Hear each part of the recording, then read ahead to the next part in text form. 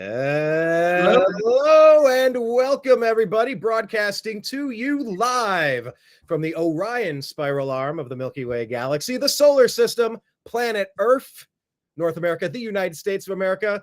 From 3 undisclosed locations for reasons of security and therefore insecurity. My name is Brian Engelman. This is Mike Bara. This is Jim Mitchell.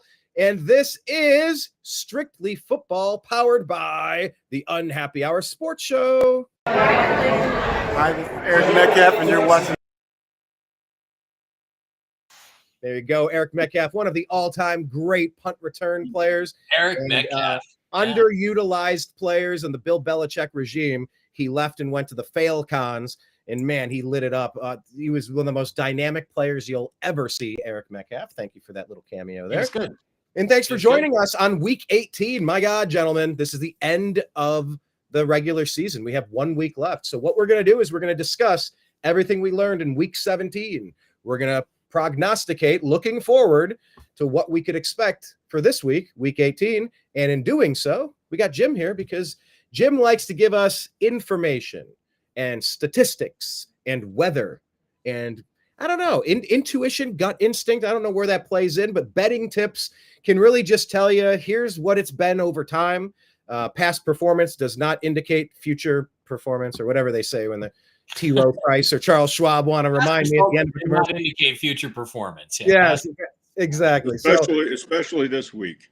Yeah. Well, that's the thing. Brian, I was going to say, rather than go through game by game, why don't we just talk about some of the big games, general trends of the last week when a lot of things were decided, and then talk about this week because I think this week is what's most important.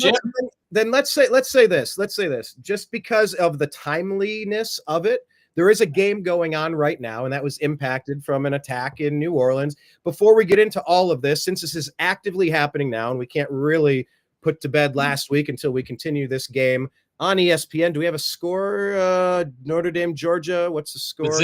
Last time I saw, 3-3 with 8:20 left in the second quarter here. 3-3 Notre Dame playing Georgia. But any thoughts on the college football scope of things and the fact that this game was postponed? Because that's a pretty time-sensitive, newsworthy situation. Yeah.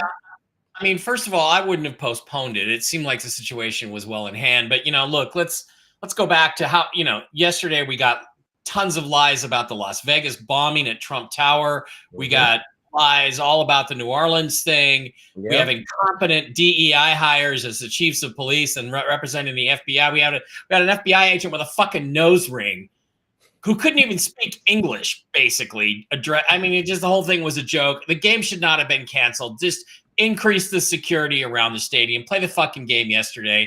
Now they make that even worse. In my opinion, they're playing it in the middle of the day. It's the middle of the day on the West Coast. Half of the people, it's not a holiday. Okay, half of the people are out working today, had to go back to work today. Save the game. If you're going to do this for whatever political statement you have to make, the tragedy that took place, that of course was completely preventable, but this is not a political show. But let's just play the game in prime time. Let's play it at 8 p.m. Eastern. What the hell?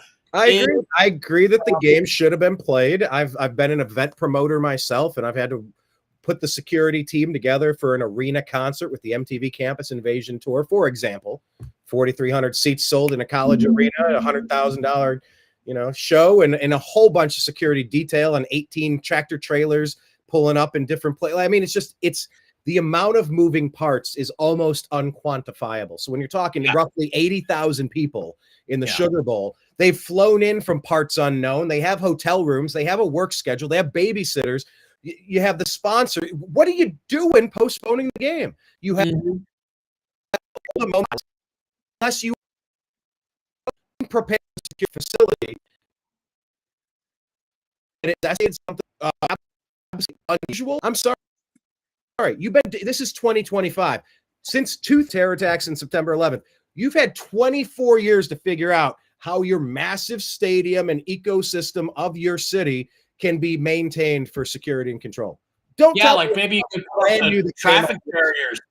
Yeah, maybe you could put up the traffic barriers around or in New Orleans around Bourbon Street, on New Year's Eve. Maybe you could do that. instead of Exactly. deliberately putting them down. And gosh, gee whiz, somebody just happens to drive through it in the truck. How coincidental. James, any Yeah. thought on New Orleans in particular, the Georgia postponing game of, with Notre Dame, or of course, my Ohio State Buckeyes beating down the Oregon Ducks, anything with college football before we go to the pros? No, I don't have any opinion on that. It does beg the question: isn't the Super Bowl supposed to be in New Orleans this year? Yeah, in a month. Yeah. Something to think about. To me, I think I've said for years I thought they should just play the Super Bowl in Vegas every year now that they have a stadium. And after having the experience here last year, I'm going to go back to that. Let's just call it Super Bowl Stadium and play it here every year, because we're the only city that has literally everything you need. And New Orleans is a cockroach-infested shithole, and who wants to go there when they could come? It is. It is great food, but I mean, I've never been there, but I was there. I saw a cockroach that big crawling up the wall of the pizza place I was in. Not kidding. I'm like, am I sure this is crispy bacon? What am I eating here? Anyway, right.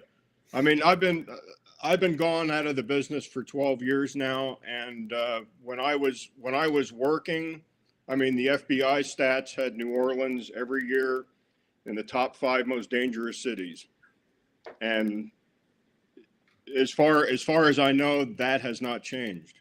Yeah, but what do we need? Super Bowl should be played, where there's palm trees, or indoor stadiums. I mean, I'm not a big fan of dome stadiums, but I think we did a hell of a job last year with the Super Bowl. Yeah, last year was pretty spectacular. I have a vision because right now, if you're not paying attention with the Cleveland Browns, and we'll get to all the NFL games here now, but the Cleveland Browns are in a battle with the city of Cleveland and owner Jimmy Haslam. Jimmy wants to buy the former Ford plant. I think it's 176 acres right near the airport, right near where all the freeways run through. And I guess, a lot of cities have moved their stadiums to better locations, so you have multiple ingress and multiple transportation sectors. Where it's at now downtown, it's like there's one way in, one way out, and it takes forever. It's not really convenient. There's not enough hotel space. But what I would like to design is something where it's a dome and you can use it for WWE events and concerts and everything you could imagine, so it's not vacant other than 9 home games a year. But I want a dome that can be retractable, where the elements will be exposed mostly completely organized just over the playing field. And then the fans could have a comfortable viewing environment, but it's raining and snowing onto the field that they're playing on. But then you close it up when you want to have the convention center in town. So I would love to see something like that. I don't necessarily love every game in football being on turf. I don't like it. I don't like AstroTurf at all. I don't love the sterile thing about domes. I understand it's a better viewing environment. Maybe great a show on turf. You can cut faster, move faster. But if anyone watched the Jameis Winston game in the snow globe against Schittsburg earlier this year, that was great. Yeah, it's fun to watch, and I don't want to lose that in the NFL. So I'd love some retractable dome that can give all of the teams playing and dose of the elements without badgering the fans. I like that wild card thrown in there. And so I know that was one of the things, Jim, we were talking about. What should we expect with the weather this weekend? So I think instead of doing what we normally do, recapping all the games from last week and then making our prognostication and giving the tips, I was thinking maybe we should start with you and kind of walk us through what the trends are looking like and things to be aware of. By the way, this is for educational purposes only, entertainment purposes only, I meant. So that's right. None of us actually bet on football, so yeah, that's right. Correct. This is for entertainment purposes only. Well, Jim, and before you get started, Jim, it's like I wouldn't touch any games this week unless they counted for something, unless they were playing for something. Because the reality is, like, are you would you really bet the Seahawks and the Rams? I mean, I think it's a sure win for the Seahawks because the Rams are going to go with all their backups, but I wouldn't touch most of these games this week, would you? No, it's like you said last night, Mike. That's basically an exhibition game, and you're spot on with that. I mean, the Rams. McVay's going to sit his players because he doesn't want them to get hurt. At least that's what I believe he's going to do, and that's why the Seahawks are a 6.5-point favorite. And that number hasn't moved. I had them 6.5 last night, and they're still 6.5. So does that mean generally that nobody's betting the game? Is that what that means? Basically, Oh. the number doesn't move. It can mean two things. It can mean no one's betting the game, or it could be the sharps could be on the Rams, and the public could be on the Seahawks. Yeah. And by the way, I have 2 tickets to that game on Ticketmaster or StubHub. If anybody wants them, let me know. I got them for sale all condolences to you, Mike. I'm sorry. I was pulling for your team to stay as relevant as possible in the playoff hunt. It pained me deeply to watch your team get eliminated like my team did in week 2, the Cleveland Browns. But yeah, so where do we want to start? What do we want to talk about first here?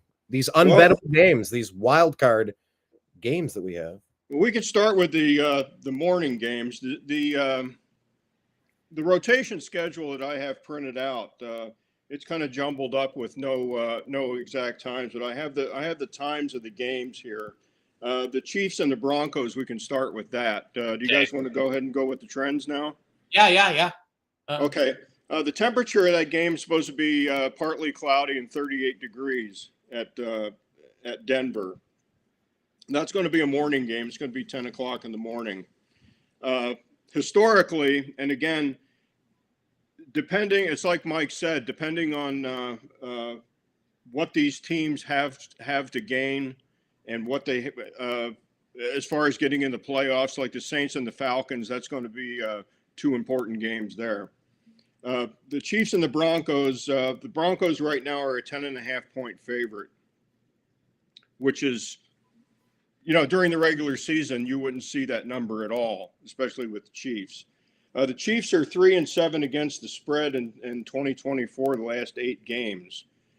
The Chiefs are 17-1 straight up against the Broncos, historically, in the last 18 games. Patrick Mahomes is 13-1 straight up against the Broncos. Mahomes is 27-9-1 straight up as a favorite of 3 or fewer points, or as an underdog, which they are this week. Mm-hmm. The Chiefs are 12-2-1 against the spread as a dog.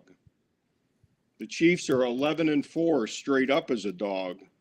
Patrick Mahomes is 19-1 straight up on the road versus the AFC West. Oh my God. That is an insane stat.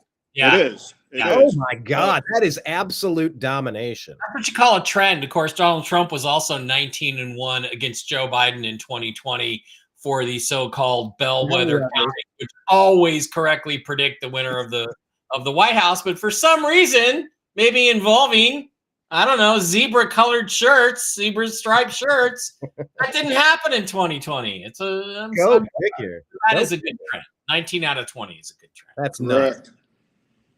Patrick Mahomes is 35-5 straight up versus the AFC West, his own division. The Broncos are 16-22 against the spread. Yeah. In the last couple years. Double-digit favorites, which the Broncos are this week, are 7-6 against the spread. So that's kind of 50-50. But if you're betting the money line in this game, double-digit favorites are 12-1 straight up this year. But Mahomes is not going to play, correct?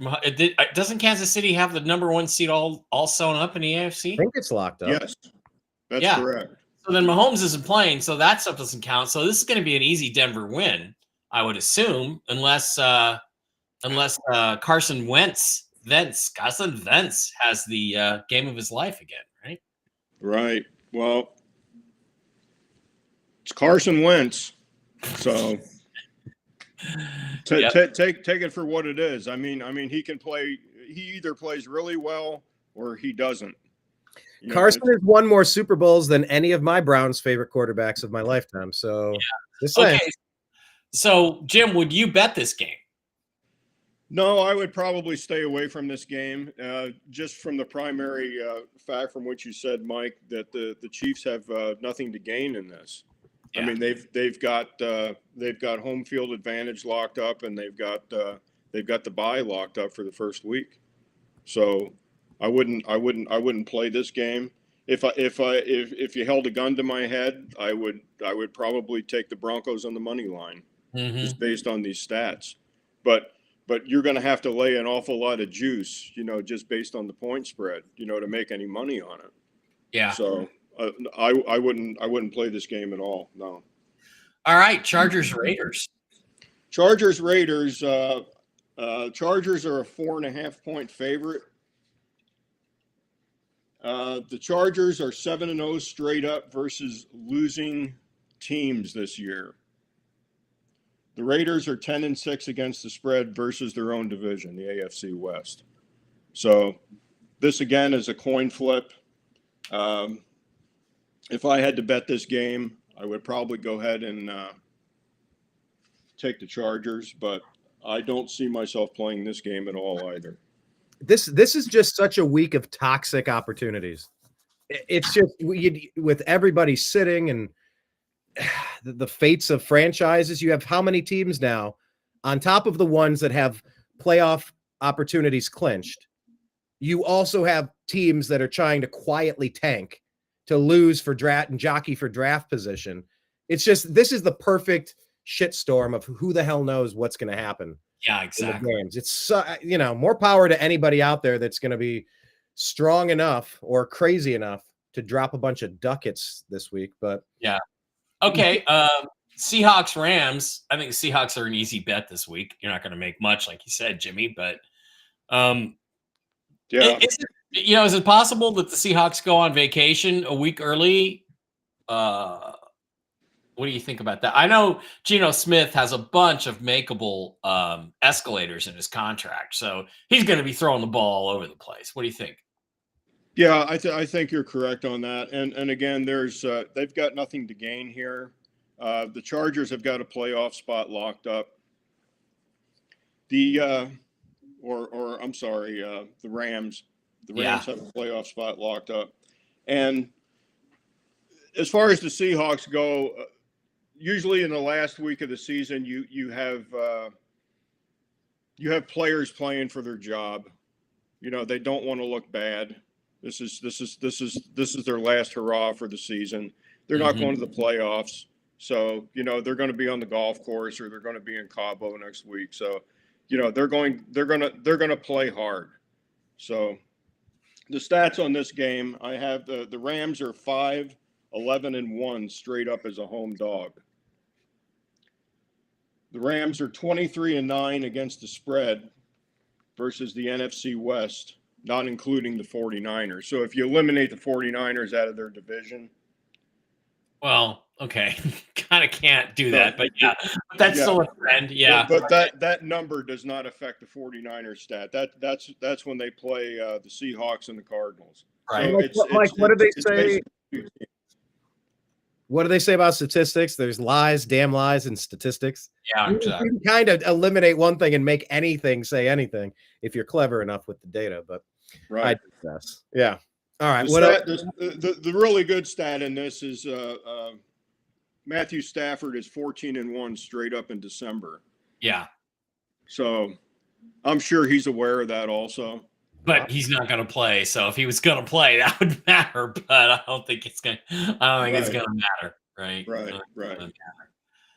You mean as a Rams quarterback? Is that stat applies to Stafford as the Rams quarterback?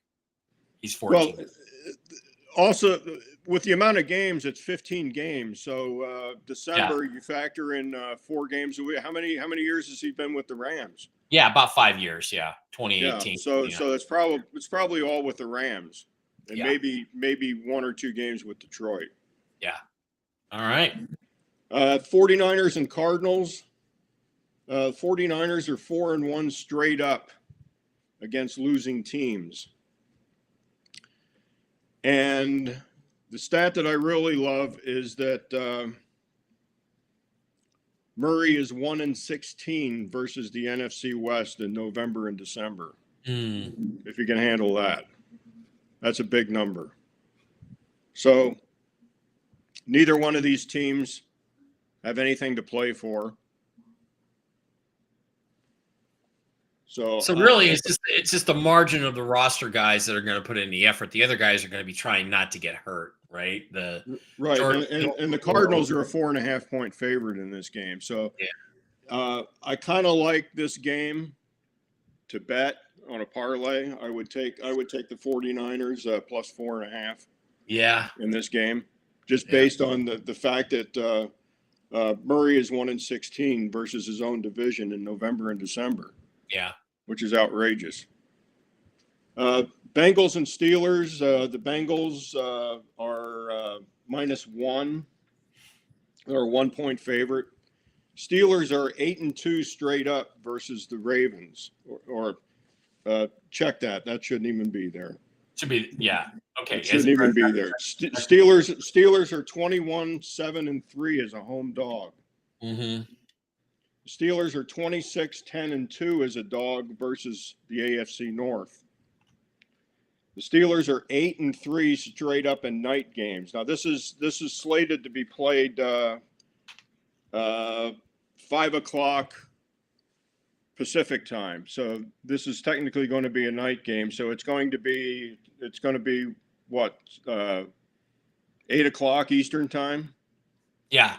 So this is one of the Sunday night games. Russell Wilson is 14-4 against the spread as a home dog. Well, that's Russ. When the game is big, Russ plays big. So nobody loves Russ more than Mike Bara. Well, I think the Steelers are on a 3-game losing streak, aren't they, guys? Yeah. And by the way, the Ravens are getting a big gift having to play the Cleveland Browns. Yeah.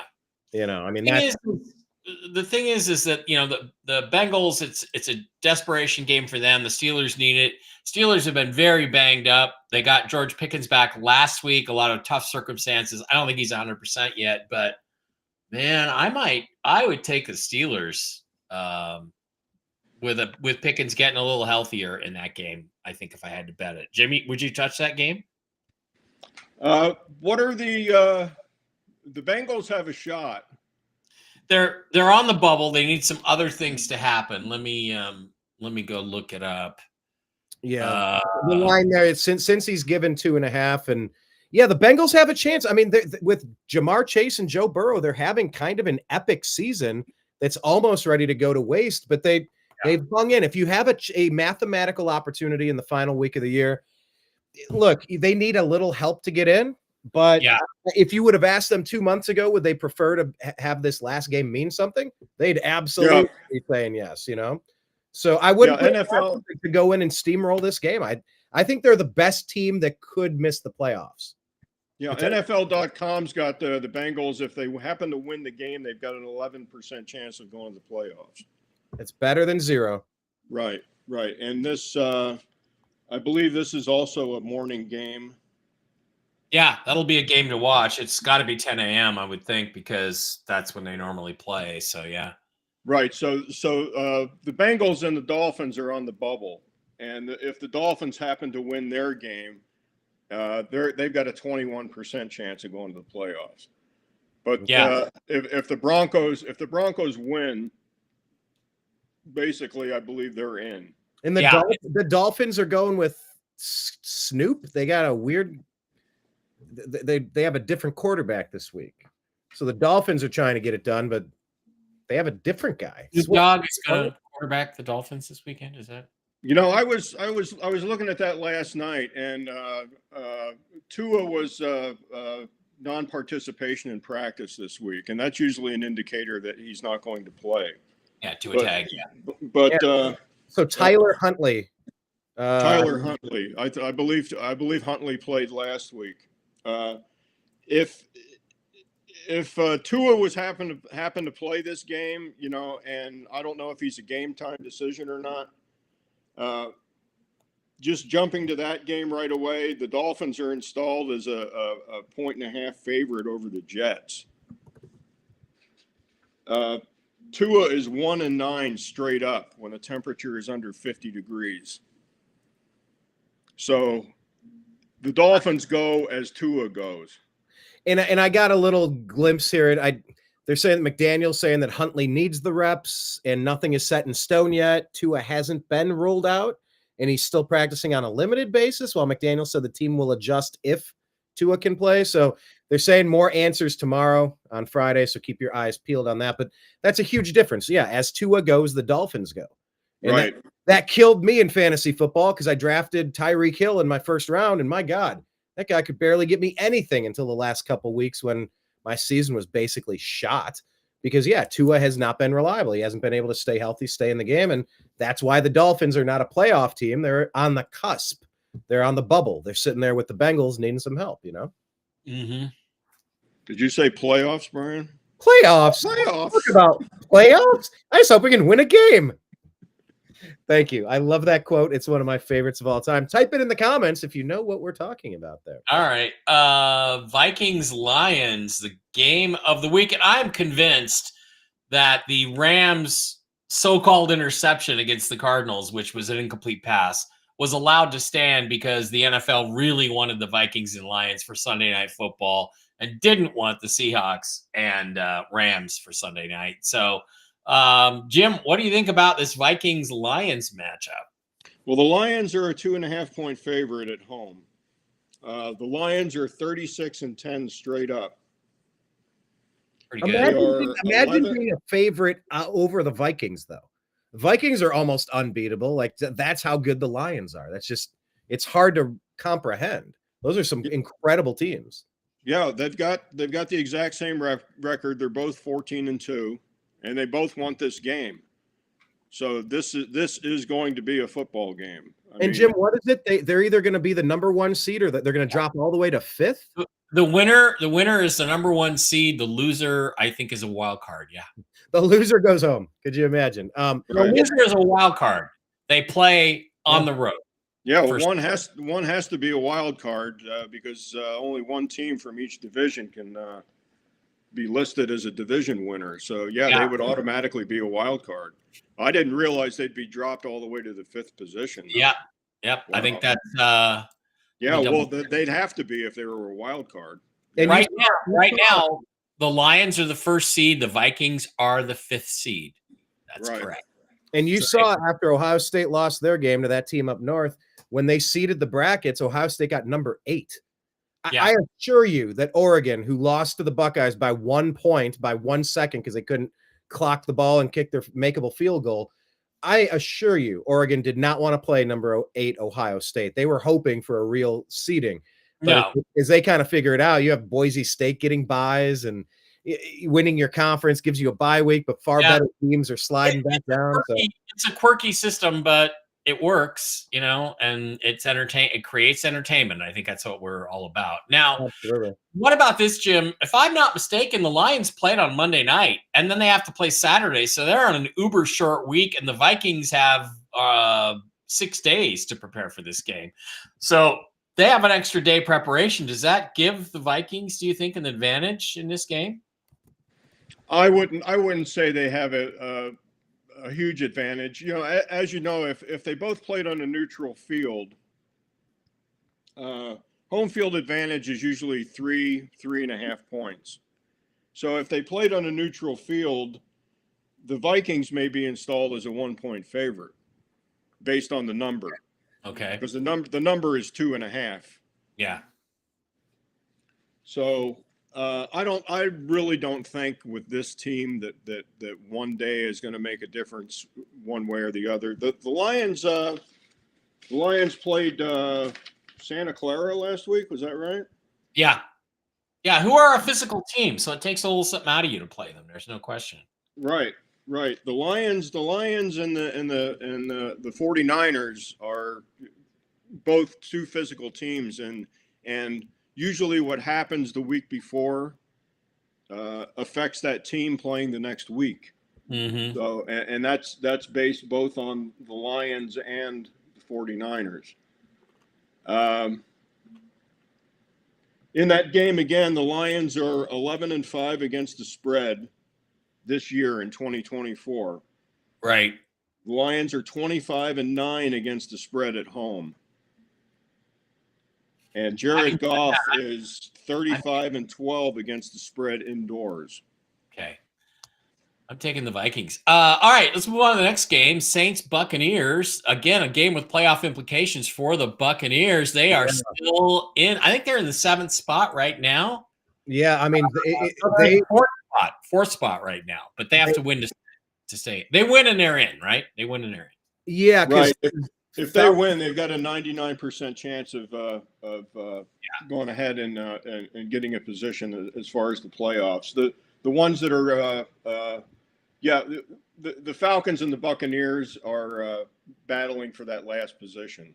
but if the Buccaneers win, there's no way the Falcons can leapfrog them, right? No, if the Buccaneers win, I believe that the Falcons would be out. Yeah. Yes, they because the Falcons can only get to 9 wins and the Buccaneers would have a 10th win. So Right. Yeah, and I'm a huge Baker Mayfield fan, so I'm really I was watching that game polling. You know, this time of the year makes for a lot of strange rooting interests. That's for sure. But yeah, I definitely wanted to see the Buccaneers get that win and wanted the Falcons to drop that game. And man, the Redskins made it interesting. That's for sure. But okay, so what are the trends in that game, Jim? Well, last night the Buccaneers in Boyd Sports, they were favored by 13.5, and this morning it went to 14. So there's money still coming in on Tampa Bay. Now, are the Saints going to start Spencer Rattler again? Is he starting one of my favorite guys who I think is going to be an excellent quarterback someday? I believe he is. Yeah, that's who the Seahawks should have drafted, right, Mike? Right. The Saints are 3-10 straight up versus playoff teams, and the Buccaneers were in the playoffs last year. The Buccaneers are 11-3 straight up as a home favorite. And again, the double-digit favorite number comes in again. Double-digit favorites are 7-6 against the spread and 12-1 straight up. So I do like the Buccaneers on the money line in this game. I'm not crazy about the 14. So if I was to make a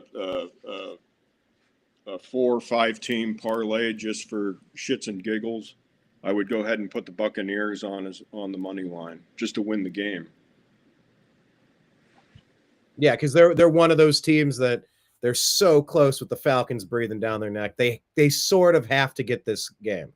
I guess you could just view it as the Buccaneers saying our playoff season starts today. This is our first week of the playoffs. Right. It's the best way to just think about it. We made it, but we have to win this game and just approach it. Right, and that's a 10:00 game, and I believe the Falcons and Panthers, they're also playing at the same time.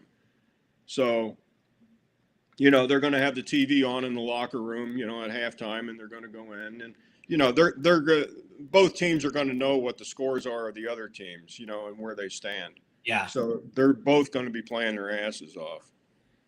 So this is going to be a game the Buccaneers are they have to win it. Right. Bears Packers are anybody going to bet that game on the Bears side or what? I mean, I just feel like the Bears can't wait to get the season over. Yeah, the Packers, they last night they were 9.5 point favorite, and they went to 10 today. So there's Green Bay money coming in on this game also. The Bears are 11-31 straight up. They are 3-22 straight up on the road, which is a huge number. The Packers are 11-0 straight up versus the Bears. So the last 11 games straight up, they've beaten Chicago. That was the old adage that Rodgers says that he owns Chicago. That was his little saying before he went to the Jets. I would expect 13. Go ahead, Mike. No, I was just going to say I would expect it to be 13 in a row. So yeah. The Packers are 9-3 straight up when favored by 4 points or more. The Packers are 20-4 straight up in December. And you got that double-digit favorite number again, 12-1 straight up when installed as a double-digit favorite. So don't like the number, don't like the 10 as far as laying the number. But the Packers, I mean, they should cover that number, but my money's not going on 10 in a division game. They know each other well, and the Bears have nothing to lose. And the Packers, Packers are in. Crummy game of the week, Jaguars Colts. God, I'd hate to have to watch that game. Any thoughts on that one? I mean, I know you have some tips. Yeah, Jaguars Colts. Yeah, this is the corner TV game. Colts are 4.5-point favorite over the Jaguars. Yeah. Real good stat on this game. Jaguars are 9-0 straight up and against the spread versus the Colts. Yep. For some reason, the Jaguars have the Colts number. Doesn't matter if they're playing in Indianapolis or if they're playing in Jacksonville. The counter to that is Mac Jones is probably going to start. He's 4-18 against the spread. So 4.5 is not a big number. It's anything. It's a division game. Anything over 3, I'm not crazy about. But that 9-0 straight up and against the spread, that's tasty. I might look at it. Yeah. But how many of those games have been meaningless games like this? Again, you got guys, Jimmy, say they're getting ready to go on the golf course or go to Cabo. They're also trying to get out of the game without getting injured because nobody wants to get cut. And that's the Cam Ward story, quarterback of Miami in the Pop-Tart Bowl. Played the first half, got an individual stat, and he's like, deuces. So, right. Yeah, there's two ways you can look at it. There's guys that don't want to get injured, and there's guys, playing for their next contract. Yeah. So even though this is a meaningless game, it's a corner TV game, as they would say. It might be a game worth betting. I mean, I don't believe Richardson's not playing, is he? Any information on that? I don't even know if Anthony Richardson's going to play. I'll check. Not entirely certain on that one. I thought he was still having or back issues. I don't know. He's listed as questionable. So, we might see Joe Flacco again. Who knows? But the Colts were eliminated, right? So, I mean, regardless if he's a quarterback, right. How much give a shit is really – how much fighting spirit do they have knowing that, this game can't improve their chances of continuing the season? I don't know. There's a big psychological barrier to get over when it's so final like that, or when the Bengals have a shot. They're like, let's go. Playoffs started just now. It's our first week. Crush it. Yeah, the Colts were listed on the AFC side as the last team eliminated from the playoffs. They were the number 10, with the Bengals being number 9.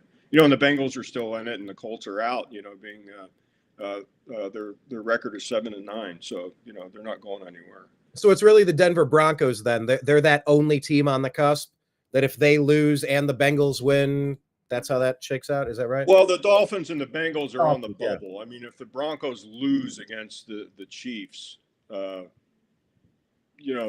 Dolphins and the Bengals have a chance of getting in there. But I don't know what the exact mathematical formula is. But the Broncos, they do not want to lose the game against the Chiefs. Because if they beat the Chiefs, they're a 99% in the playoffs. Yeah. So there's a lot on the line for sure. For some teams, there's a lot on the line, and for a lot of others, it's just kind of nothing. Yeah, sounds like Anthony Richardson has pretty bad back spasms, so I don't think he's going to play. And they're saying now it might be a chronic disc issue. No, yeah, they'll roll out Flacco. So great. Yeah, that's. By the way, had Pete Carroll traded up for the number 1 pick in 2023, that's the guy he would have taken over CJ Stroud. What a fucking idiot. God, I hope he ends up in Chicago. Okay, Jim. Panthers, Falcons. Packers, Falcons. Falcons are an 8-point favorite in this game. Yeah. The Panthers are 1-14-1 straight up on the road. So, again, division game. Every game this week's a division game, So, the Panthers know the Falcons know the Panthers. Not crazy about the number. Sorry, I was just going to ask. They set it up so I guess I hadn't realized until you just said that every single team playing each other, it's a division game. The last couple of years, Goodell set it up that way.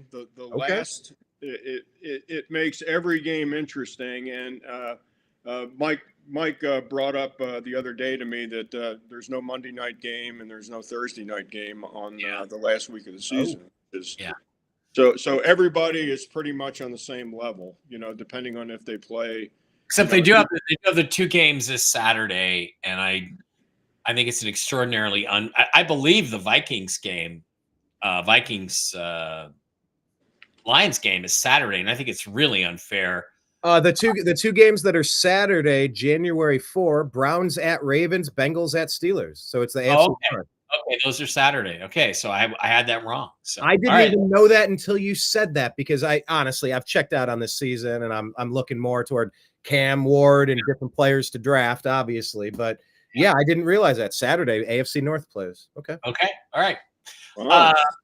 So Jimmy, do you see any chance that Bryce Young has the game of his life and puts on a show and knocks off the Falcons here, or does Michael Penix continue to show people why Mike Bara thought picking him number 8 was totally smart by the Atlanta Falcons? Well, how many weeks of tape do they have on Penix now? Is it 1 or 2? One and some change. Yeah, 1 and some substitute ball, and that's about it. 2 and some substitute ball. I don't see the Panthers beating the Falcons in this game at all. I mean, the Falcons and the Buccaneers are playing at the same time, and the Falcons know they have to win or they're going home. They're done. So they're going to pull out all the stops, and they're going to win the game. As far as covering the 8, who knows? Yeah, I don't like the 8. I'm looking at Boyd Sports right now, and I think they've got every game. Are you sure they're Saturday games? Yeah, there's 2 on Saturday. It's Cleveland, Baltimore, and Pittsburgh and Cincinnati. Wow, that's just not fair. No, it is weird. Yeah, it's cool. Well, they're just trying to fill out the Saturday because there's no college games to speak of. So why not take the viewership for yourself, right? Yeah. Okay. Yeah. Correct. Speaking of college games, Notre Dame is up 13-3 at halftime over Georgia, by the way. Oh, that's hilarious. Okay. Redskins minus 4.5 against the Cowpies. Cowpies are out of it. Redskins are in the playoffs. I would expect the Redskins are going to sit some starters, though, probably including Jaden Daniels in a game that doesn't mean anything. Right. Yes or no, Jim? What do you think about this one? Cowboys are 18-7 straight up at home. That's over the last couple of years. They haven't been real impressive at home this year. I think they've won maybe 2 games at home all year. So I would throw that stat out. The Cowboys are 5-15 straight up when they're installed as a dog. Mm-hmm. What you said is correct, Mike. The Redskins, they're 11-5. They've got the number 6 position in the playoffs. Yeah. Now doesn't matter what happens here. Well, I don't. Here's the thing, though. I'm looking at it now, and I'm going to share it here, Brian. And Commanders are 11-5. Packers are 11-5. You got the 6 seed versus the 7 seed.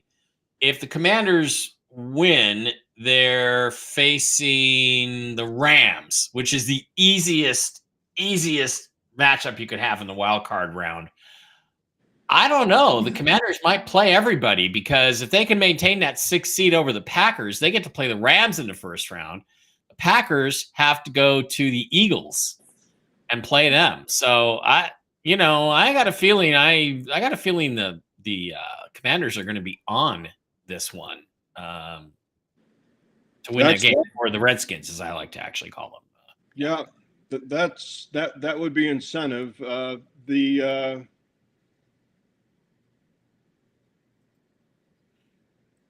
The Rams would have home field advantage over the Redskins, wouldn't they? Yeah, they would, but the Redskins are an infinitely better team. So, right. Who knows what happens, right? Right. I mean, they're infinitely better, but look, you have pedigree, you have the Super Bowl winning experience. Like that flows through that organization. That's starting from the head coach and the let's talk about the playoffs next week when we have playoffs. Let's worry about that. Playoffs. Okay, hold on. Wait, you said it a second time. Here it is, the favorite moment that I'm referencing. What's that? Jim Mora. Playoffs? Don't talk about playoffs. You kidding me? Playoffs? I just hope we can win a game. Fantastic. One of the best clips. Okay, you gotta send me the link. I gotta download that so we can put it in the show. We haven't won diddly poo. Send me the link in the private stream there. Sent. Chat. There we Okay. go. I'm gonna do that. I'm gonna do that For next week. Jim, I'm going to do that while you tell us all about. Yeah. Which game, Mike? Texans and Titans. Texans and Titans. Yeah. Yeah. One stat on that: Titans are 2-14 against the spread. So, Texans are a 1-point favorite in this game. I think Texans indoor team traveling to Titans, again, division game. Probably another corner TV game also. I mean, I've got no interest in betting this game. Yeah, they're showing 39 degrees, maybe rainy. So, that can play a factor as well for the dome team playing the team with nothing to really gain. It's, Titans with 3 wins. They're in the running for the #1 overall pick. You don't want to go and screw up something good by winning a game this time of year. I'll tell you what, it's tough trying to carefully, quietly quit on a season, on your fan base, on the reporters, on the players, the coaching staff. It's hard to actually tank. It's hard to quit. And I say that as a Browns fan who sat through 0-16. I mean, that was despicable, deplorable, disgusting. It was awful. It helped us restock the cabinets for making what was supposed to be a nice playoff run couple of times, but yeah, I don't know. Anything could happen for sure, but weather conditions and being outside of that dome, you never know. The Texans. Yep. We have another one on there. Giants Eagles. Oh yeah, the Saquon Bowl. Right. Eagles are a 2.5-point favorite. 2.5. Giants are 19-12 against the spread as a road dog. So not a significant number. Did the Eagles say they're going to rest everybody? I saw that they're going to rest Saquon. Actually, I think they're going to be resting most players, which is why the line is so tight, right? I think the only reason Saquon would play, I heard that he's knocking on the door at Eric Dickerson's record, single season record, and they may want him to get that record. I think they already said that they're going to sit him out. Frustrating fantasy football player, team owners, and fans of individual achievements. Although, I mean, Dickerson was 16 games. Now this is 17 games. So, I mean, you can't really compare, but, only one person could ever have that many, and he has a chance, and they're not going to give it to him. I'm sure he has a say in it to some degree, but also you're trying to win a Super Bowl, not get a personal achievement. What's that? So, right. Yeah, I don't think Sirianni wants to play playoffs. You kidding me? Playoffs? I just hope we can win a game. By the way, we now have this video in the video storage, so Nice. Right there you go. So, Thank you, Mike. Good job. All right, shut that down. Playoffs. Talk about playoffs. Yeah, you kidding me? Let's hope we can win a game. How do we shut this down? We hide it. There we go. All right. Yeah. All right. Okay, well, is that all of the games? Did we leave one on the chopping block? One more. Just a note with the Dolphin Jet game. East Rutherford, 35 degrees and partly cloudy. I'm all over the Jets in this game. Yeah, I would think that's actually Aaron Rodgers' weather. He's always played pretty well in Green Bay in the cold weather. So, and he's also sort of hinted that this might be his last game or last game as a Jet or both. Yeah. So there's a personal reason to go out and give it everything you got, I think. Right. Yep. I don't think he wants to retire. I think that he may be with another team next year. Maybe the Cleveland Browns, honestly. If he's willing to take a massive pay cut because we're so committed on Deshaun Watson. I mean, look, Aaron Rodgers seems like the quirky enough dude that if he believes the Browns roster is that talented, maybe he'd jump on that opportunity. It's wide open. The opportunity is wide open for Cleveland at quarterback. Yeah. So, God forbid the Seahawks, Mike. Huh? God better forbid. Than what we have now. It would be better than what we have now. That's for sure. No, I don't want any of that. Yeah. No thanks. No ayahuasca in Seattle. Thank you very much. No. All right. Last game, Browns and Ravens. Ravens are an 18-point favorite in That's this game. nuts. 18 points. That's a college number. I mean, the last time I saw a number that big, I think, was the 49er San Diego Chargers Super Bowl. That was a huge number. I think that was Aren't they 18. locked in? Aren't they locked into the 3 seed? I mean, No, they have to win. They're going up against Schittsburg. They have to get this win. oh, that's right. Or if Schittsburg wins, they would need the win. So yeah, it means something for them. It's for the division. Okay, yeah, they're gonna And I'll just say this: you got to look at what the Browns have done the last 2 games with Dorian Thompson-Robinson. They put up 3 points last week against the Dolphins, 6 points against the Bengals. Yeah. 3, 6, and 7 were the scoring performances since they sat Jameis Winston. Yeah, since they sat Jameis, no offense, Brian, but I've been all over the other side. Whoever the Browns were playing, just that fact because of the rookie quarterback. Well, and as of right now, no offense taken. I mean, look, it's a wasted season, and because who won last week? The Raiders and the Giants. The Browns are sitting at, I think they're at number 2 or number 3 in the draft pick right now. So you have what New England has number 1, maybe Tennessee has 2. And the Browns are at number 3, something like that. Yeah, the Raiders beat the Saints, and thank God. Yeah, I mean, what a screw up! Tom Brady, the new minority owner in Vegas, Browns are draft quarterback, and now they're out of position. And now the Browns lost to the Dolphins 20-3, but you got that unseasonable weather in Cleveland. It was 60 degrees for Christ's sake in Cleveland at game time. Mm-hmm. I mean, the Dolphins, if it was 35 degrees, they probably would have beat the Dolphins, but it wasn't. It was 60. That's a very fair point. That's a far cry from the snow globe game that we saw on that Thursday night. Yeah. So look, the Browns are clearly in tank mode. They're starting DTR to make sure that they don't get any more wins. Jameis can put up 500 yards passing. Sure. He can throw 8 interceptions in 3 weeks, but he can also throw for 4 or 5 touchdowns and 500 yards as well. The Browns do not want to risk getting a win here. So they're starting Dorian. They actually said they might do that Dorian Thompson-Robinson and Bailey Zappi might get playing time at quarterback. So I take that for what you will. Regardless, the Browns need to lose this game, lock it up, get the best draft position possible. But Jameis is great TV, though, isn't he, Brian? He is. I mean, I love watching. He's fun to root for. What is he gonna fuck up next? Is what you say? He's a lot better than P. Diddy Watson. I'm sorry. Yeah. Facts. Yeah, we're in quarterback hell. We'll see if we end up getting. I think Cam Ward. It might be the direction we're headed, but we got so many positions to fill. We could just get a Kirk Cousins or an Aaron Rodgers, draft a quarterback and redshirt him, or we could trade back and fill up 3 offensive lineman positions that seems like everybody aged the year Bill Callahan stopped coaching the squad. Who knows?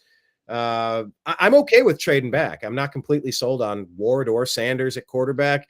I don't know. What about Will Howard, who looked great for the Buckeyes yesterday again with Jeremiah Smith on the receiving end of a couple of those touchdowns, and Mika Ibuka as well. Maybe Will Howard in the 3rd round, 2nd round. Who knows? I don't think it's just going to be a 2 quarterback race like everyone's saying. It's either Shadur Sanders or Cam Ward. I think there's some good quarterbacks that could come out. Keep your eyes on Will. I think Bernie Kosar can still play, Brian. Well, Bernie actually, he was on the Ultimate Cleveland Sports Show. WKYC does it, and he kind of sort of unofficially passed the mantle because he was the Miami quarterback that set all the records, but Cam Ward broke those records for Miami this year. So yeah, Bernie famously from Youngstown went into the supplemental draft so he could rig the system and join his hometown Browns. And except for John Elway would have taken us to back-to-back Super Bowls, and it wasn't meant to be. Doggone it, but yeah, my love for those Miami quarterbacks runs deep, especially being a Cleveland fan for sure. All right, Jim, any final thoughts for us, sir? Thank you for joining us and giving us all the lowdown for all of the degenerates out there that want to participate for educational purposes only. In gambling, yes. Yes, indeed. Any final thoughts for us on the new year, sir, and the season? No final thoughts. I think the safest bet this week. I really like I really like the East Rutherford, New Jersey Jets this week. Okay. Wow. I think they're going to destroy the Dolphins. All right. Well, then we will find out next week. We will bring him back in and kind of see if that came true. Kathy watching in the chat, she's saying Lions, super Lions fan over there. And honestly, I'm just rooting for the underdog city. If it's Buffalo, if it's the Lions, even Minnesota. Lions and Bills in the Super Bowl. That's what everybody wants. I'm fine with Minnesota. They haven't won in my lifetime. I would like to see Baker Mayfield get a title. I have various rooting interests, just anything anti-Kansas City. They've had enough. I'm done with it. It's boring. Mix it up. I don't know who loves these dynasties so much, but I'm so sick of the Chiefs. Basically, ABC, anyone but Chiefs. So, well, I like the Bear Packer game also. I like the Packers on the money line.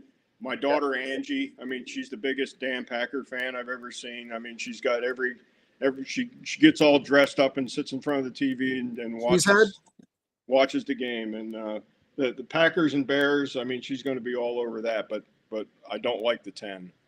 You know, the Packers on the money line is a good bet. And what about the 18 with Cleveland, Baltimore? It's such a weird number. Just it's so scary. Just avoid that. Yeah, I would just avoid that. Lamar Jackson, you know, he's 22-7 straight up, and the other numbers are, you know, they're not great. Jackson's 5-11 as a favorite of 7 points or more, you know, which is a little bit better than 2-1. Okay. Well, look, the playoff seeds will be determined by next week, and I'm excited for it. You know, I like that college football has us primed for this playoff thing now. That I like that college football playoffs have begun. We're 2 weeks in now. I'm loving it. I'm very happy with this, and it's just a bit of a primer to whet our appetite, a bit of an appetizer before the main course of the NFL getting into the playoffs. So, all right, Jim, thank you so much. Any place we should check out? Any place to follow you, or this is the best place to follow you on Strictly Football? This is the best. This is the best place, guys. I do not do social media. All right. Well, thank you for gracing us with your presence and all of those interesting statistics and trends. Thanks, Jim. Okay, we'll have to get together and watch with some pizza and watch some football this week, next week or two. We will, Brian. And if you want to make it, Regina's throwing a pineapple and Canadian bacon one in for. She also thinks you're cute. Brian, Mike can avert his eyes. You know what? I would even like to add a third topping on there. I'd maybe toss some jalapeno discs on there, or maybe some green chilies. Jalapeno. I suggest the pineapple separate pizza for Jim and Brian with all this horrible shit all over it. And then Regina makes pickles a huge jar of jalapeno, and it is great. Candied jalapenos on pizza. Yes, please. I'm all about that. Like, maybe drizzled balsamic, some goat cheese. Okay, now we're talking. Oh yeah, feta and goat cheese. Yes. Top shelf, Danny. Top shelf. All right. No, that does sound good. And next time I'm in Vegas, I'll let you know. There goes Jim, everybody. Thank you so much. Appreciate you as always. Jim Mitchell, everybody. All right. Take care. Thank you, Jim. He gave us the live long and prosper sign as well. So may we live long and prosper, Mike, this season, shall we? Okay, let's just kind of buzz through last week. No, you want to just do our picks? I kind of don't want to talk about last week. I would just I don't really either. I would maybe just say that final play on your team, or the interception. Yeah. That I could see your point, and I could see that they let it stand. I would probably just let it play. He grabbed the ball, and yes, it might have touched the ground, but the ball didn't move. He maintained it through the catch as he rolled and caught it. It was a dumb throw. It was a bad tip up. He should have the reception. I don't know. If you're counting on Kyler Murray to bail you out to make the playoffs, you're in a bad situation anyway. But it was not an interception. It was an incomplete pass. The ball, control does not matter. I've seen this judged by the referees repeatedly. If the ball hits the ground first and therefore becomes a factor in assisting the catch, it's an incomplete pass. A very similar situation was overturned last year. I've never seen that play not overturned. When the guy's in midair, no part of his body is on the ground. I don't care if he's got it in both hands. It hit the ground, and it looks to me like if it hits the ground, it's incomplete. So no. And I can see that. I appreciate that perspective. I get where you're coming from. With that. But like I said, I was pulling for your Seahawks, and I was sad to see that as a result for sure. It sucks, but instead of going into all of the games last week, just at the bottom here, this is what I'm starting to pay attention to since it's getting so close to the draft for me. Any thoughts on any parting thoughts that we didn't gently touch upon there? Seeing some of those teams like the Giants and the Raiders getting those pointless wins that have now positioned. It's really shaken up the top 5, top 10 picks now, and what kind of implications that'll have for the next year, the draft. The owners are idiots. I mean, if I was the owner, I would just simply make sure all of my best players were benched if I wanted to lose the last couple of weeks. I wouldn't let them play. I'd come up with some excuse or some reason and just tell the coach, look, I'm not going to fire you. Don't worry about it. But we don't need to win these games. I don't need to be winning these games. And, I would do that. And I don't understand. I mean, the Raiders just blew the top pick in the draft, and now they're picking 10th. Right now, there's a little bit of an inverse thing going on here, but yeah, there are 4 teams with 3 wins: Giants, Patriots, Titans, Browns, and of course, a lot of things could be jockeyed this final week depending on how they perform. But I think I saw the Browns are number 2, maybe they're number 3. Once again, one more week to go. But what I'm looking at is those teams with 4 wins, even the 5-win Saints. The Saints, the Jets, the Raiders, the Jaguars, I think they're all in the quarterback hunt. And I'm glad they're sitting behind the Browns with extra wins. Ahead of us, the Titans, they're looking at quarterback. The Giants, they're all in on quarterback. Patriots like Drake May, so I don't think so. But I think Bears are probably sticking with Bryce Young and Caleb Williams. Yeah, so but I think who's quarterback starved is what I'm thinking. Look, the fact that the Titans are playing Mason Rudolph instead of Will Levis indicates to me they've given up on Will Levis, which is, of course, a catastrophically stupid mistake. Because at this point in his career, 20 starts, he's about even with Peyton Manning and Josh Allen, and he's a little bit ahead of Drew Brees in his development. So all those guys are either in the Hall of Fame or going to the Hall of Fame. So, anybody who gives up on a quarterback after just 20 starts is a freaking idiot. And this is why the Titans are a mess, and they've never done anything in the last 20 years because their whole organization is a mess. So, Mike. Whoop, hold on. Did I mute you there, or did your cat mute you? I can't hear you, Mike. Did we go mute? Hey, let's see if we can get Mike's audio. Hold on. Something happened with your audio. Try it again now. Hello? We're back. Yes, go ahead. All right, yeah. Maybe it was your cat, or maybe I double clicked. She muted you. She muted me. So she wanted to okay. Welcome back. What were we? Yeah. So there's a lot of things going on that are hard to explain and hard to justify. And again, it came out today that the Vikings are going to seriously consider trading JJ McCarthy. Well, okay, if I'm the Seahawks, I'm saying okay. Because, we would like to bid on that, but I think our front office is so fucking stupid. I don't think we're going to do that. I would say Cleveland Browns are listening to JJ McCarthy offer. Yeah.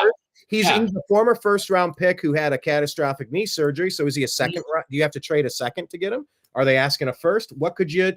By the way, if you're going to give up on Will Levis, people gave up on Sam Darnold, and look at what he's doing now. You put a player in the right system, give somebody a chance for a fresh start. There's no need to throw these players out so quickly. It's really become a disposable league. And I thought forever the Browns gave up on Baker too quick. Now, maybe it got too toxic and he wouldn't have matured if he stuck around in Cleveland, but I think he would have. But of course, we're just debating something that we can never prove. So it's just in Cleveland sports world. I'm sure you in Seattle sports world, it's nonstop on certain topics. Gino probably being amongst the top of them, anything Pete Carroll related, but the Baker, could he have, would he have, should we have stuck around longer? Who the hell knows? But yeah, I think Bryce Young bounced back to the point where the Panthers aren't super interested. Caleb Williams are happy. But yeah, the Saints, they saw Spencer Rattler. They're not convinced. They've seen Derek Carr. Derek Carr's Derek Carr. He should be a backup somewhere. And I think the Saints are in play. There's a lot of quarterback hungry teams. So if I'm the Browns, I'm okay trading back a couple of picks. I don't want to trade back 25 picks. I need to get a dominant playmaker. and some extra picks to stock the cabinets. But none of it matters if Andrew Berry's making the picks and his track record is shit. You know, you're sitting at wait a minute, Brian. You're sitting at number 3. The Patriots are not taking a quarterback.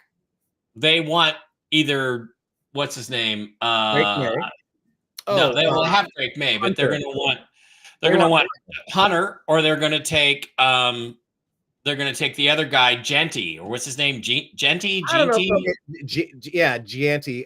Or they might get Abdul Carter, the defensive end out of Penn State. He's another game wrecker kind of guy.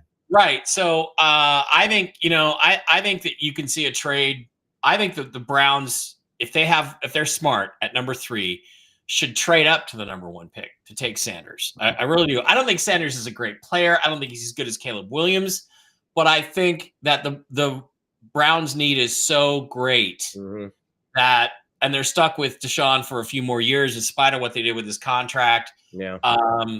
I think that they should, if you're sitting at 3 and there's a team that doesn't need a quarterback at 1, you got to jump up there. And in the eBay world, they call that sniping. If you're doing a draft or you're doing an auction or something and you're bidding back and forth, you just sit back and quietly wait and hope the other person starts slacking. And with 10 seconds left, you jump in and you grab it and you take the item.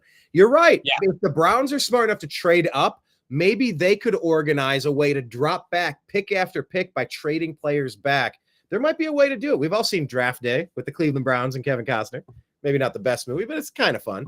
To think about. But yeah, I mean, it would be nice to dictate the draft instead of rolling with whatever scraps we end up with. And you'd hate to see someone snipe the 2 quarterbacks that are allegedly head and shoulders above all the rest. But yeah, I just said either way, the Browns have got to take a quarterback within the 1, 2, 3 rounds. We need a running back because Nick Chubb's injuries, and we need offensive line help. So I don't care 1, 2, 3. We need those positions addressed probably in the draft. The thing is, because of the fact that the Titans appear to be giving up on Levis, you can't afford to sit there at 3 and think you're going to get one of the 2 quarterbacks. You're not probably going to. Agreed. So we'll somebody's going to trade up to number 1 if you don't. And the Patriots do not want to go much farther down than 3 because they can still get, the weapon. They can get Travis Hunter. They can get Ashton Genty, one of those guys, or like you said, Abdul Carter, if they're really into that. But that's what they can do. So it's going to be interesting offseason for you guys to decide what you're going to do if you remain at number 3.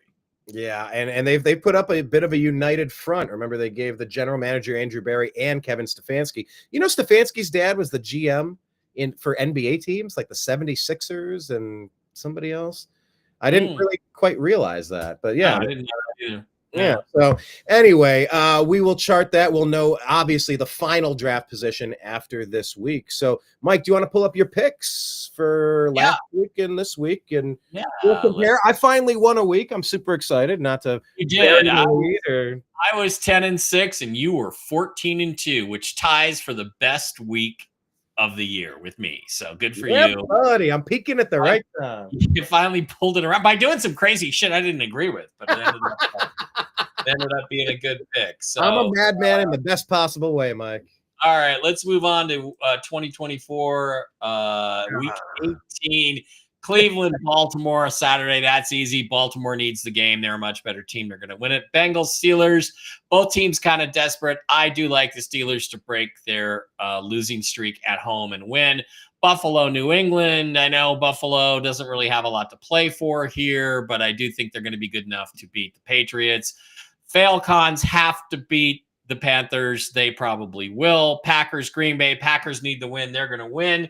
Houston to Tennessee. I don't think it helps them with seeding, but they're going to want to win that game. They're a better team. Jaguars, Colts. God, who cares? Jaguars, Colts. I'm taking the Jags to actually pop an upset there.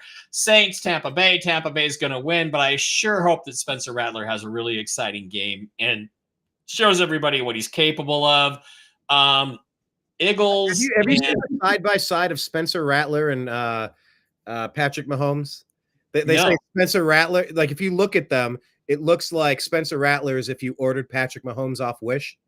Just like their physical characteristics, their hair, like they do look like they could be cousins. Definitely. Oh, wow. Well, I think Rattler has tremendous upside potential. He's in a terrible situation. I feel bad for the guy. Again, in a meaningless week, do the Eagles really need this game? No, but they're the better team, so let's give them the win. The Redskins over the Cowboys. Broncos are going to beat the Chiefs and probably make the playoffs. Chargers are going to beat the Raiders, and possibly make the play. Yeah, and okay. Jets, Dolphins. Jim talked me into it. Rams, Cardinals, Niners, taking the Niners. Minnesota at Detroit. I'm just going to go with the home team and go with Detroit. Yeah. No, I'm going to take the Vikings. I think they're going to win.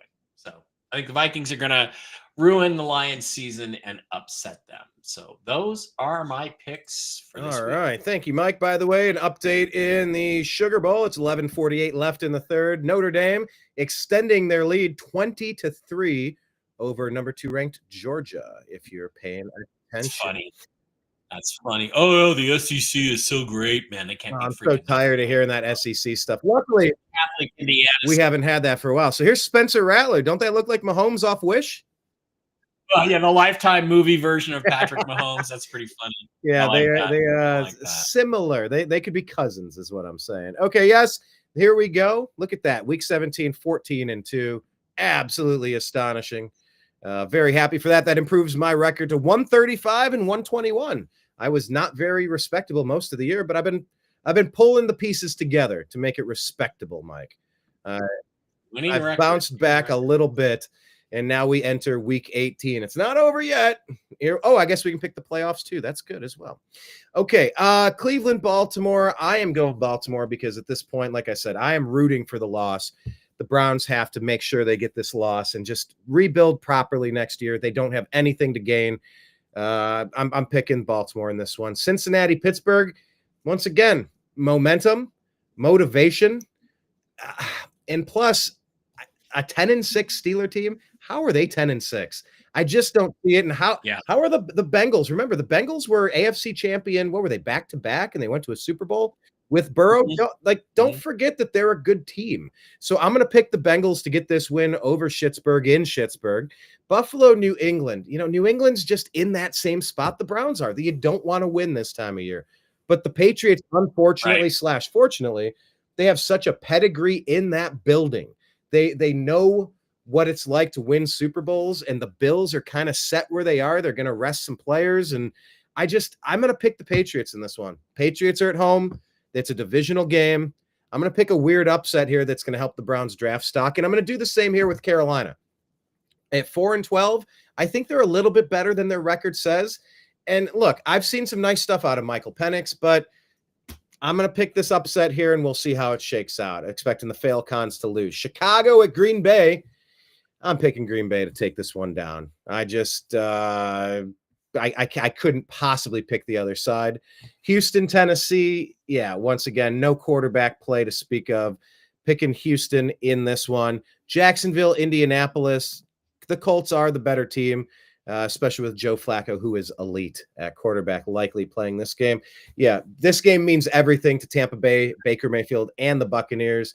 Just, Baker setting career marks and touchdowns, completion percentage, like going down the list. There's almost nothing this guy hasn't done otherwise, making a Super Bowl, getting a championship. So I don't see the Saints putting up much of a fight. The Buccaneers have everything to play for. I expect them to take care of business. New York, Philadelphia. Man, oh man. The backups, New York won that game. They weren't supposed to. I'm sure they're hearing it. And I know that the Eagles are going to be sitting a lot of key players down. I'm tempted. I'm going to pick the Giants in a stupid upset here because everything's out the window. Resting all your best players, you just never know. I did not expect the Giants to win that game this week at all, and I was surprised. So I'm going to pick them to keep the streak alive. Washington, Dallas. Look, Dallas at 7-9. They've proven to be respectable. They're trying to figure out if they're bringing their coach back, the Jerry Jones world, all that stuff. But I think Washington is just the better team. I think Washington's going to pull this out. That was a crazy game. We didn't really highlight, Mike, any of the games from last week. But what about that Redskins game You watched it. That was a crazy one. It was back and forth. It went down to the wire. Any takeaways from that game? I thought the Falcons should have won it. Kind of surprised they didn't. I'm happy. I love Jaden Daniels. I'd love to have him for the Seahawks. And I stand by my prediction that Michael Penix will ultimately be the best quarterback in this last draft class. So ahead of Bo Nix. Wow. Yeah. Really? Michael Penix. I had a guess. Saw him play on the road here last year about this time. And they were both great. It was clear one was a little better. So yeah, I had a guest on Joe Varell. He's in the Unhappy Hours group on Facebook, and he joined me for a live watch party for the Buckeyes dismantling the Oregon Ducks. Oh God, that was a rout. Yeah, that was a rout. That was so good. It made my soul so happy. 2,874 uniform combinations, 0 national championships. Hey, this was payback. This was payback for that 1-point loss in October. Good job, Buckeyes. I love that we get a chance to bounce back because I think we can play with anyone. There's nobody I'm particularly terrified of. I think we're just terrified of not living up to our own expectations. This game was done first, second quarter. But anyway, I had this guy, Joe, on, and he does, Squared Roundtable podcast. And he was on yesterday, and behind him, he had a Michael Penix Jr. jersey, but he took it to his tailor or one of the people that does. So instead of Penix, it says penis. Michael Penis Jr. And it was just behind him the whole time. I was just kind of cracking up. Okay, Kansas City versus Bo Nix. I think even though they're going to be in Mile High, and even though the Chiefs don't have a lot to play for and they're going to rest some players, I think the Chiefs are going to get this win. I just see it happening. Once again, are they really a 15-1 caliber team? I don't know. No, they're not going to win this game. They're going to be 15-2 after this. All right, go ahead. Chargers, Vegas. Chargers gets this. Miami, New York. I'm going to say Jets get it. Kind of following what Jim was saying there. Doggone Seattle. I wanted to root for you in this one, but I'm going to go with the Rams. San Francisco, Arizona. Who cares? Yeah. Go with the Cardinals. Minnesota, Detroit. I'm going with Detroit. All right. Super excited for the playoffs. The season championship will be decided next week. Hey, you know what? We both win for participating either way. That's right. We both win for playing. Participation trophies. That's absolutely. Right. So special thanks to Jim joining us today. Mike, do you want to tell anybody about any shows you have coming up or places to follow you? I will be on tonight on Coast to Coast AM with George Norrie. It's terrestrial radio. You can listen to it on the web, 10 p.m. to 12 midnight. I'll be on with George, talking about a lot of stuff, UFOs, the drone sightings, and I'm going to pull it all together for you. I have figured out something I think is a little bit extraordinary about all this stuff, UFO stuff in the news. So I'll be on tonight and listen to it on the web or on the radio. How about a sneak preview of it? Just give us a teaser of something. All right. What did we put together? What did we find out? Okay. I wrote a book. By the way, I've been texting Tommy. I was like, Tommy, you ever do shows? Why don't you jump on Agree to Disagree? So he's like, yeah, maybe it's are you booking through Danheiser? Is that how? Yeah. Tommy. Everybody goes through Tommy. Yeah, of course. So what did you figure out? And I want to check this show out. I was just saying I haven't heard Coast to Coast in a long time. I wrote a book a few years ago called Ancient Aliens and JFK, in which I explained that Kennedy was murdered by MJ-12, not CIA. CIA worked for MJ-12, and I went through all the different machinations for who was really there, who was really shooting, who was connected. But the bottom line was that John F. Kennedy was going to go to the moon with the Russians and share everything. Well, what's on the moon? I'll tell you what, ancient alien technology is on the moon. And MJ-12 said, that is not going to happen. So they blew his head off in Dallas like a month after he agreed to do this with the Russians, or actually 10 days afterwards. So it wasn't about the Federal Reserve. It was about the moon and technology. Those were factors. But when you start releasing the alien shiz, then you have to go. And that was the last straw. Whether the other things were a factor, of course they were. But the last straw was, you're going to give alien technology to the people who just pointed nuclear weapons at us a year ago. No, your head's gone, right? But Trump released a lot of Kennedy documents in 2017. But he said, we have to hold some back. I've been asked to hold some back by the intelligence community. Donald Trump has no respect for the intelligence community whatsoever. He hates them. So why would he do that? He's also been rumored to have said, when somebody asked him, what's in the Kennedy documents you didn't show? Trump said, it's horrible. I think And Napolitano was one of those so interviews when Trump was I talking. will, yeah, and I will tell you what I think the horrible is. I think the reason those documents were withheld is because what they could basically conclude is what my premise is, which is that it has something to do with aliens, the alien presence, the fear that they would find alien technology on the moon. So they decided Kennedy could not be allowed to do that, and they would have to have our own space program, which could have a lot of secrecy around it, which it did. And so what they've been doing with all these UFO sightings and all this UFO stuff in the news starting in 2017 is bringing aliens into the mainstream. So guess what? Now Disclosure. they can release the Kennedy documents and tell people why he was really killed. That's what I think all these sightings and all this publicity about aliens for the last 7 or 8 years under Donald Trump primarily has been. And Within I think the last week and a half, I've binged the Transformers movies and that, like, Dark of the Moon. Have you seen all the Transformers movies? yes, yeah, they're fun. Yeah. So I mean, but like that's Spielberg produced, and I mean, they're kind of really telling a lot of the same story you just told me right there in those Transformers So movies. that's what I'm going to talk about tonight. Awesome. So are you're a guest for 4 hours? You're 2 hours. 2 hours, 10 to midnight. 10 to midnight. Awesome. Go check him out on Coast to Coast with George Norrie, Tommy running the show, everybody over there. Mike Bara, thank you so much for joining me again. Playoffs next week. Any final parting words, sir? No. Everybody's just waiting for the playoffs. I mean, there's not a lot of doubt about who's going to get in, but it'll be an okay weekend of football, and it'll be a great weekend a week from today. Heck yeah. Awesome. Thank you so much, everybody, for watching. We will see you next week. Oh, yeah. He does a show, Toxically Masculine Tuesday, on Tuesdays at 9 o'clock. You didn't do it this week, but you'll be back on regular schedule next week. I was out getting drunk on New Year's Eve. It was Vegas. So, yeah. Fair enough. All right. Thank you, everybody. We'll be back next week.